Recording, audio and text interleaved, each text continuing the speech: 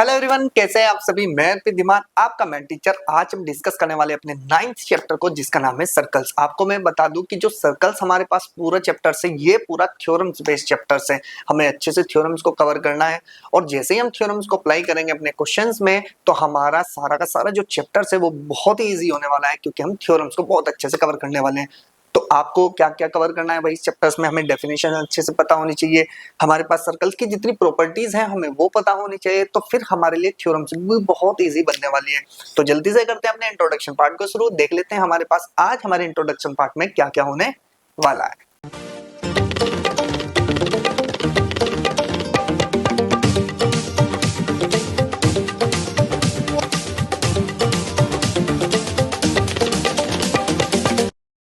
तो चलिए शुरू करते हैं अपने इंट्रोडक्शन पार्ट को। सबसे पहले हम बात करते हैं किसकी, आपकी सर्कल की डेफिनेशन की। देखो, सर्कल की डेफिनेशन को आपको यहाँ से अच्छे से समझना है, ठीक है ना। थोड़ी अच्छी डेफिनेशन है, ठीक है ना। तो ध्यान से देखो सर्कल की डेफिनेशन क्या होती है भाई आपके पास। अगर मैं सर्कल की डेफिनेशन की बात करूं तो उसने कहा कि a circle is a locus of a point which moves in such a way that it's distance from a fixed point remaining the same. अब ध्यान से सुनो, उसका मतलब क्या है कि भाई मेरे पास सबसे पहले तो हम बात करते हैं फिक्स पॉइंट की। ये मेरे पास एक फिक्स पॉइंट है जिसका नाम हमने दिया O, और इसको बोल दिया हमने ये रहा आपके पास फिक्स पॉइंट। ध्यान से सुनना सर्कल कैसे बन रहा है। अब हमने कहा कि ये मेरे पास एक फिक्स पॉइंट है, हमने लोकस ऑफ ए पॉइंट यानी कि कोई एक डिस्टेंस ली और लोकस लगाना शुरू कर दिया। लोकस ऑफ ए पॉइंट, हमने यहाँ से कुछ टिक किए और हमने एक डॉट डॉट डॉट डॉट करके एक शेप बनाई, उसको ज्वाइन जैसे किया तो हमारे पास क्या निकल के आया, एक सर्कल निकल के आया। यानी कि जितने भी वो पॉइंट्स थे वो लोकस ऑफ ए पॉइंट कहलाते हैं, sorry locus of a circle कहलाते हैं। क्लियर हो गई बात, इसी को ही बोला गया सर्कल, ठीक है। अब सर्कल हमें पता चल गया कि सर्कल क्या है। अब इसमें एक आपका हमने यूज किया वर्ड, वो था आपके पास फिक्स पॉइंट। अब ये फिक्स पॉइंट क्या है इसकी बात करते हैं। सबसे पहले अगर हम फिक्स पॉइंट की बात करें तो उसने कहा कि the fix point is called the centre of the circle. यानी कि हमारे पास सर्कल का जो सेंटर है उसी को ही फिक्स पॉइंट बोला जाता है। अब यहाँ से हमें फिक्स पॉइंट का मतलब हो गया, यानी कि फिक्स पॉइंट का मतलब जो चेंज ना हो। तो इसका मतलब किसी भी सर्कल की हम सेंटर की बात करें तो वो कभी चेंज नहीं होगा। यानी कि मान लो ये अभी यहाँ पर था इस पोजीशन पे, थोड़ी देर में इस पोजीशन पे, ये फिक्स ही रहेगा। सेंटर अगर आपने थोड़ा सा भी इधर उधर किया तो इसका मतलब सर्कल ही चेंज हो जाएगा। क्लियर हुई इतनी बात। आगे चलो, नेक्स्ट पॉइंट क्या है आपके पास, the locus of a curved line. अब ध्यान से सुनो, लोकस ऑफ कर्व्ड लाइन क्या है भाई आपके पास। ये जो लोकस था इसमें ध्यान से देखो, एक ये लाइन बनी, ये कर्व्ड लाइन है। इस कर्व्ड लाइन को is called the circumference of a circle, ठीक है ना। हमने कहा कि जो ये कर्व्ड लाइन है ना, ये कर्व्ड लाइन जो दिख रही है बाउंड्री ऑफ किसकी, सर्कल की, इसी को ही क्या बोला गया आपका, ये बोला गया सर्कमफ्रेंस। अगर दूसरे वर्ड की बात करें, this length of boundary is the perimeter of a circle. क्या बोल सकते हैं हम इसको, ये पेरीमीटर ऑफ अ सर्कल भी बोली जा सकती है। क्लियर हुई। पैरामीटर का मतलब क्या होता है कि भाई बाउंड्री पॉइंट को नाप के आ जाओ कितना बना, और जो डिस्टेंस आपकी बनी वही आपकी पैरामीटर ऑफ दिस शेप कह सकते हैं। यानी कि सर्कल हुआ तो सर्कल की पैरामीटर है, अगर हम ट्रायंगल की बात करें ट्रायंगल की है, रेक्टेंगल की बात करें तो रेक्टेंगल की पैरामीटर है। क्लियर हो गई इतनी बात। तो हमें यहाँ से कुछ सर्कल के हमें कुछ पॉइंट्स मिले, एक फिक्स पॉइंट था, एक सर्कमफ्रेंस थी। आगे भी आने वाली कुछ डेफिनेशन सर्कल से ही रिलेटेड होने वाली है। सबसे पहले हमें इन पर ही फोकस करना है, फिर जाके हम अपने पूरे सर्कल चैप्टर को अच्छे से कवर कर पाएंगे। और यहाँ पर जितनी भी मैंने आपको डेफिनेशन दी है ना, वो थोड़ा सा अच्छे लेवल की है। देखो, जो आप पढ़ चुके हो वो तो पढ़ चुके हैं ना, आगे यूज क्या होना है हमारे थ्योरम्स में, क्वेश्चंस में, उस लेवल की आपकी क्या है यहाँ पर डेफिनेशन है। चलो जी, अब नेक्स्ट की बात करते हैं हम। हमारे पास आया जी सम डेफिनेशन रिलेटेड टू सर्कल्स, कुछ और रिलेटेड टू हमारे पास डेफिनेशन है सर्कल्स की। कैसे, सबसे पहले हम बात करते हैं रेडियस। आप सबको पता है कि सर रेडियस तो हमें पता ही क्या है, लेकिन डेफिनेशन बोली जाए तो डेफिनेशन आप क्या बोल सकते हैं कि distance between centre to circumference, यानी कि सेंटर और सर्कमफ्रेंस के बीच के डिस्टेंस को ही हम क्या बोलते हैं, रेडियस बोलते हैं। लेकिन हमने यहाँ पे थोड़ी सी अपनी डेफिनेशन को चेंज किया। क्या किया, ध्यान से सुनो, the line joining the centre of any point on the circumference is called the radius of a circle. कहने का मतलब हमारे पास ये सेंटर है जी, एक कोई भी आप कोई भी पॉइंट सर्कल पे ले लो। हमने कहा जी P1 आपका कोई पॉइंट है, और अगर हम इन दोनों के बीच की डिस्टेंस की बात करते हैं, अगर इन दोनों को ज्वाइन करते हैं तो यही हमारे पास क्या कहलाती है, रेडियस। रेडियस को हम स्मॉल r से डिनोट कर सकते हैं। फिर अगर हम कोई एक दूसरा पॉइंट लें P2, अगर हम इन दोनों को ज्वाइन कर दें और यानी कि सेंटर से इस पॉइंट को, तो इसका मतलब ये भी क्या कहलाएगी, रेडियस कहलाएगी, और ये हमेशा सेम रहेगी एक सर्कल की। क्लियर हो गई बात। अगली डेफिनेशन पे चलते हैं। अगली डेफिनेशन आती है हमारे पास डायमीटर। अब डायमीटर क्या है कि उसने कहा कि the line segment passing through the centre. अगर हमारे पास क्या है कि एक लाइन है, सेगमेंट है, और वो किससे पास हो रहा है भाई, आपके पास सेंटर से पास हो रहा है, whose end points arc are on the, कहाँ पे भाई आपके पास सर्कमफ्रेंस, और वो क्या कहलाएगा भाई आपके पास डायमीटर कहलाएगा। साफ सी बात सुनो, उसने थोड़ी सी अलग से डेफिनेशन बोली। आप तो ये भी बोल सकते हो sir diameter is called the double of radius, तो हम ये भी बोल सकते हैं कि भाई डायमीटर जो है रेडियस का डबल होता है।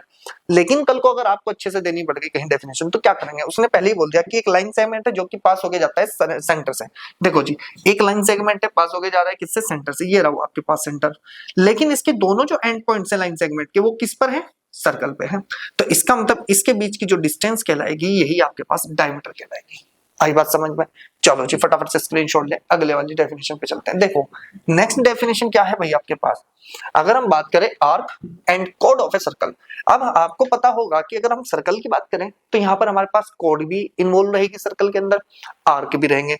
तो हमें सिर्फ यही चीज समझनी है कि कोड क्या होती है और आपके पास आर्क ऑफ ए सर्कल क्या होता है। सबसे पहले हम बात कर लेते हैं किसकी, पॉइंट आपके पास फर्स्ट। हमने कहा कि the straight line joining two points on the circumference on a circle is called the chord of a circle।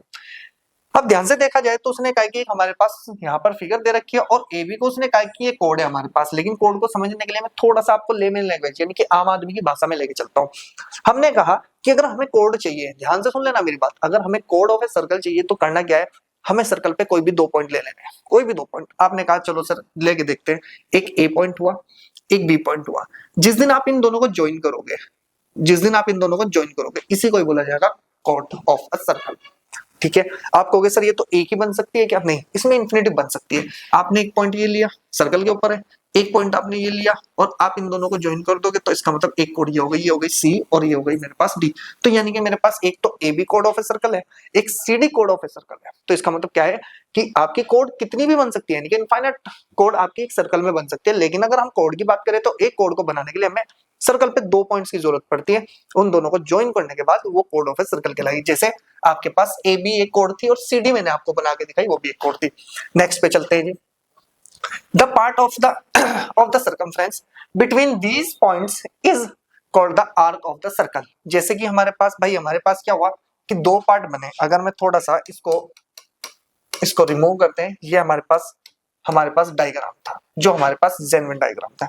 हमने कहा कि अगर मेरे पास ये ए बी मेरे पास कोड थी, तो इसका मतलब ये जो सर्कल है ना 2 पार्ट में डिवाइड हुआ, एक देखो नीचे वाला पार्ट, एक ऊपर वाला पार्ट बन गया ना।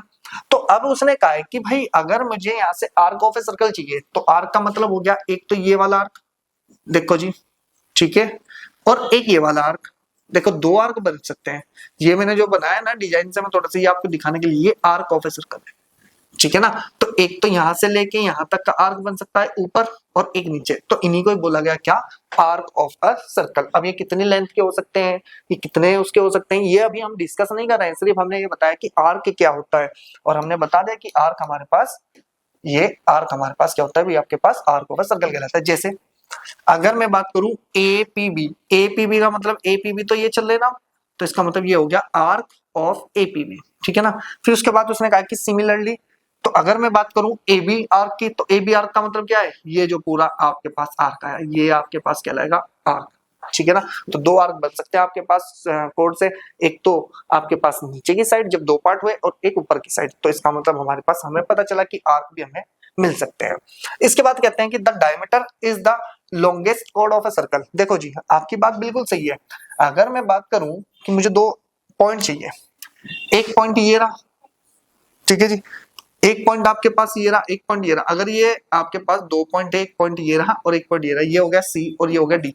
ये पास कहां से होके गया, कहां से होके पास गया, ये सेंटर से। और ध्यान से देखो, हमने कोड की डेफिनेशन क्या बताई थी कि 2 आपके पास क्या थे, पॉइंट थे ऑन अ सर्कल।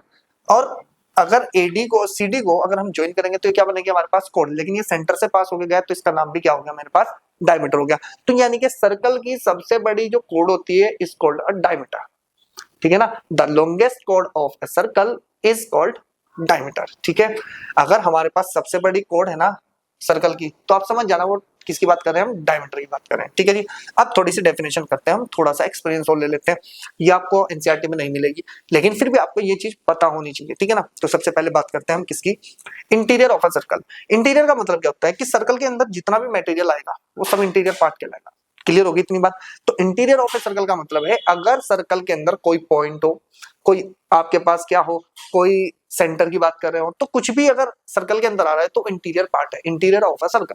तो हमने यही बात बोली, the region consisting of all points lying on the circumference of a circle and inside it is called the interior of the circle. कहने का मतलब क्या है कि सर्कल के अंदर जितना पार्ट आएंगे, जितने पॉइंट्स आएंगे, वो सब क्या कहलाएंगे, interior of a circle. Clear हो गई बात।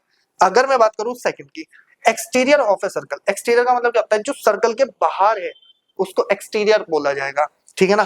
तो एक्सटीरियर बोला जाएगा the region consisting of all points lying outside of a circle is called the exterior.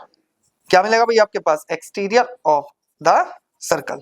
तो यानी कि हमारे पास कहने की बात क्या है कि सपोज करो हमारे पास एक सर्कल है, मैं आपको बता दूं कि किस तरह की बात हम कर रहे हैं। ये हमारे पास सर्कल है, ठीक है। अब ध्यान से सुनो, ये हमारे पास सर्कल है, अगर मेरे पास इस सेंटर की बात करूं, ये सेंटर सर्कल के अंदर है या बाहर है, कहाँ है, ये अंदर है सर्कल के, तो इसका मतलब ये इंटीरियर पार्ट हुआ इसका, ठीक है ना। अगर मैं एक पॉइंट ये लूं, एक पॉइंट ये लूं, एक पॉइंट ले लूं, ये हो गया ए, ये हो गया बी, ये हो गया सी, और ये हमारे पास ओ, तो ए बी सी ओ हमारे पास क्या है, यहाँ पर इंटीरियर पार्ट है। कल को मैंने आपके पास 2 पॉइंट और ले लिए, डी ई, और आपके पास एक आ गया आपके पास एफ। तो इसका मतलब जो ये पॉइंट है, एक ये पॉइंट, एक ये पॉइंट और एक ये पॉइंट, ये क्या है, एक्सटीरियर पॉइंट्स है। तो इसका मतलब ध्यान रखना, एक्सटीरियर ऑफ अ सर्कल क्या होता है, इंटीरियर ऑफ ए सर्कल क्या होता है। ये बेसिक चीज है, आपको पता होगा, लेकिन फिर भी आपको याद रखनी है। मेरा काम है आपको याद कराना, क्योंकि यहाँ से भी कुछ आपकी प्रॉपर्टीज बन सकती हैं, ठीक है ना। नेक्स्ट पे चलते हैं, तो नेक्स्ट पे चलते हैं। अब हमारे पास सिंपल आता है क्या, कॉन्सेंट्रिक सर्कल। अब ये कहेंगे कि सर कॉन्सेंट्रिक सर्कल क्या है। अब ध्यान से सुनो, उसने कहा है कि the circles having same centre but different radii of, ठीक है ना। कहने का मतलब क्या है, ध्यान से सुनो, हमारे पास एक सर्कल है, सपोज करो, अब मैं थोड़ा सा आपको सही बताता हूँ। ये मेरे पास एक सर्कल है, ठीक है जी, हमने कहा इसका सेंटर ये। कल को एक बच्चा आया, उसने कहा सर एक सर्कल और बना लेते हैं, मैंने कहा बनाओ भाई। अगर ये आपके पास एक सर्कल बना और हमने कहा कि सर सेंटर तो इसका भी यही था, मैंने कहा बहुत अच्छी बात है।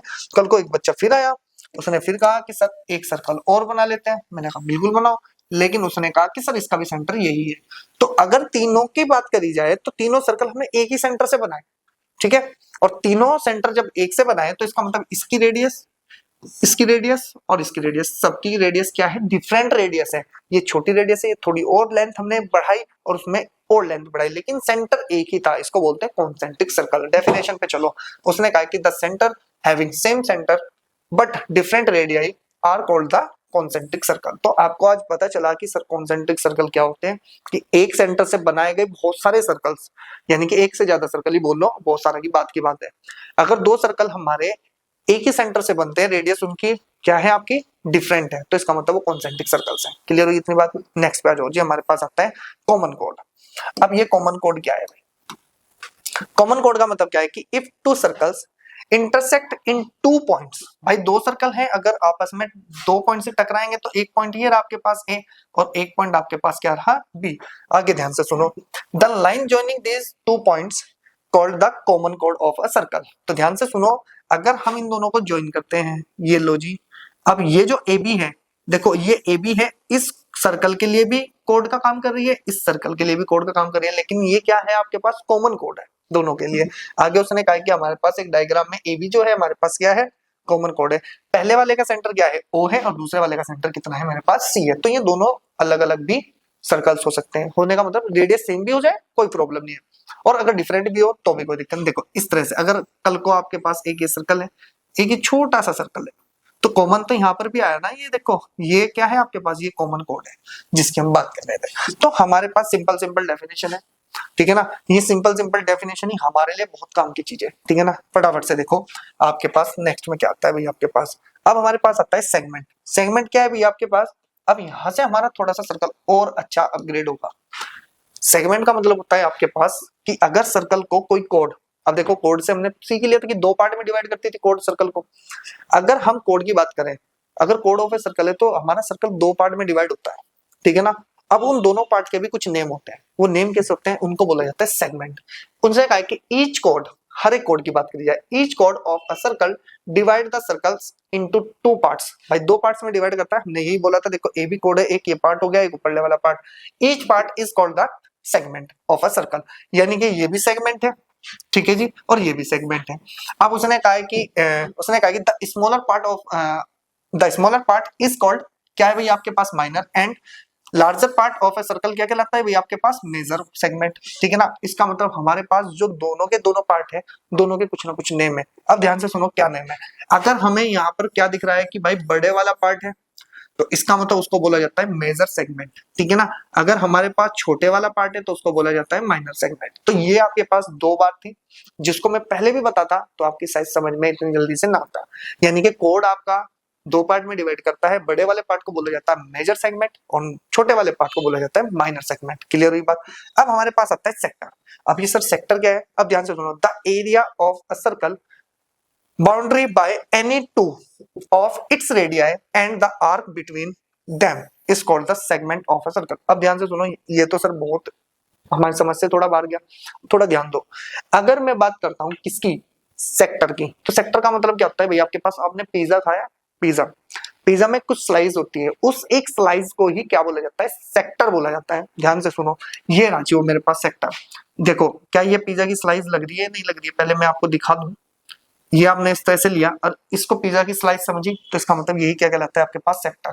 सेक्टर हमेशा किसकी शेप में होगा, आपकी पिज्जा की स्लाइस की शेप में होगा, बस इतना ध्यान रखना है। अब ध्यान से सुनो, अब ये बनता कैसे है भाई, देखो आपके पास ये आपके पास रेडियस और ये आपके रेडियस, तो इसके पास भी दो आपके पास पॉइंट आते हैं। देखो एक तो छोटे वाला सेक्टर आया और एक बड़े वाला, इसको बोला जाता है माइनर सेक्टर और इसको बड़े वाले को बोला जाता है मेजर सेक्टर। और ये आपकी डेफिनेशन छोटी सी लैंग्वेज में, फटाफट से स्क्रीनशॉट ले, नेक्स्ट पे चलते हैं।